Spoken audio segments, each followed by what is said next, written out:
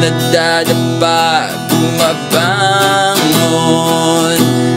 Gaya ng puno, hindi pumapalag. So, gusto mong malaman kung paano maging confident? Tama yung desisyon mo, kaya mas siguro binuksan.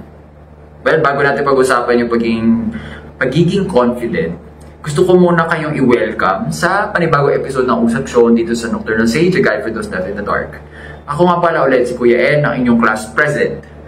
Pag sinabi natin confidence, may dalawang uri yan. Merong external, merong internal. Usahin natin yung external confidence kasi yun yung pinakamababaw. Okay, meron kang matataas na grades, meron kang maraming followers. Yan yung external confidence. Panlabas nasusukat ng bilang. At kapag nawala yung mga bagay na ito, nawawala din yung confidence. Kaya sinabi kong mababaw external confidence kasi nga madaling mawala.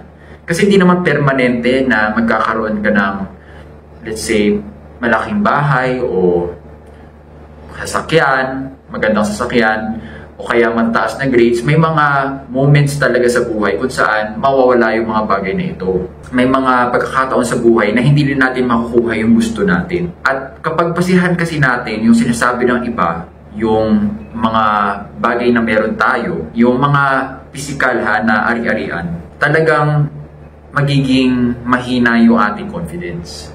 Kaya dapat matutuhan natin na lagpasan ng external confidence. Higitan natin yun. Pangarapin natin ang pangalawang uri ng confidence.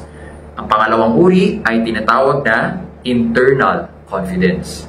Ito yung unshakable kasi hindi natin nakikita to. Pero taglay natin. Maganda na hindi natin kita ito kasi wala siyang anyo. At kapag walang anyo, imposibleng masira.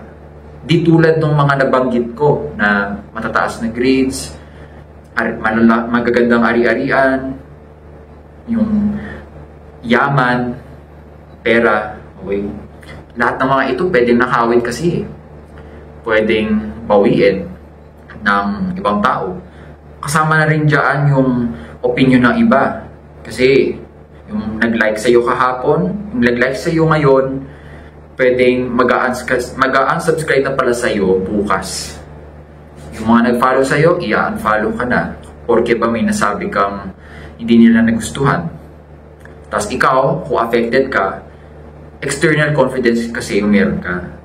Pero kapag meron kang internal confidence, ay baliwala lang sa yun. Ano man yung sabihin ng iba, andun pa rin yung internal confidence mo. Kasi alam mo sa sarili mo, pinaglaban mo yung mahalaga sa iyo. Pag sinabi natin internal confidence, nakatuon na ito sa iyong purpose. Hindi sa sinasabi ng iba, hindi sa ari-arian mo, kundi sa kung gaano ka aligned yung sinasabi at ginagawa mo sa iyong values. Naniniwala ako na bawat isa sa atin, bago tayo pumunta ng school, bago tayo tinuruan ng mga magulang natin, meron na tayong dalang disposisyon. Yung disposisyon tinutukoy ko, yung tipong andun na yung pagiging natural mo sa pagtulong sa iba. Andun na yung pagiging natural mo sa pagtatanggol sa mga walang boses sa lipunan. O kaya andun na yung natural mo sa pagpapakatotoo. O di kaya yung sabihin natin pagiging mabait sa iba. Yung hilig mo na kamustahin yung mga, let's say, yung mga alam mong hindi okay sa buhay. Yung kahit hindi ituro sa'yo, ginagawa mo pa rin. Yan yung sinasabi kong disposisyon. Kasi andun yung pagnanasa mo rin gawin yun. Bukod sa pagiging mahusay mo doon. Pero hindi ko sinasama dyan yung pagnanasang manakit na iba. Kasi naniniwala naman ako, kahit may mga kriminal sa mundo na gumagawa ng masama, deep inside, hindi naman talaga nila gusto yung gawain nila. Epekto lang yun ng isang baluktot na pananaw sa relasyon kung saan andoon yung pwedeng pagkukulang sa atensyon o di kaya yung pagkukulang sa kalayaan. Siguro tingin niya para maging masaya siya, kailangan may makita siyang bumababa, may mga nadadapa, may mga nabibigo para feel niya siya yung pinaka angat sa buhay. Pero hindi necessarily halaga yun. Okay? Pwedeng sa loob-loob niya, gusto niyang tumulong, gusto niyang magpaunlad ng ibang buhay. Yun nga lang, mali lang yung paraan. Ang mahalaga muna, no, para magkaroon tayo ng internal confidence, malaman ko ano ba talaga yung mahalaga sa'yo, yung hindi dinikta sa'yo. Sa aking case, parating pinagdidiskitahan ng mga kamag-anak, kaibigan, maski katrabaho, kailan daw ako mag-aasawa. At pangarap daw ng isa na sana magkaroon na daw ako ng love life.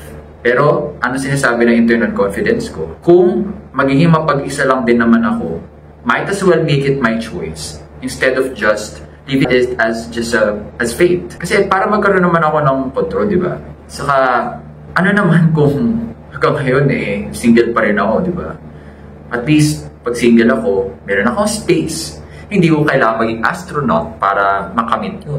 Di tulad ng pag may kasama ako ngayon, kagaya nito. Kung meron akong kasama ngayon, nas natutulog dun sa taas, hindi ko na kayang lakasan boses ko, di ba? At least ngayon, hindi ko kailangan mag-perform. Hindi ko kailangan magpanggap.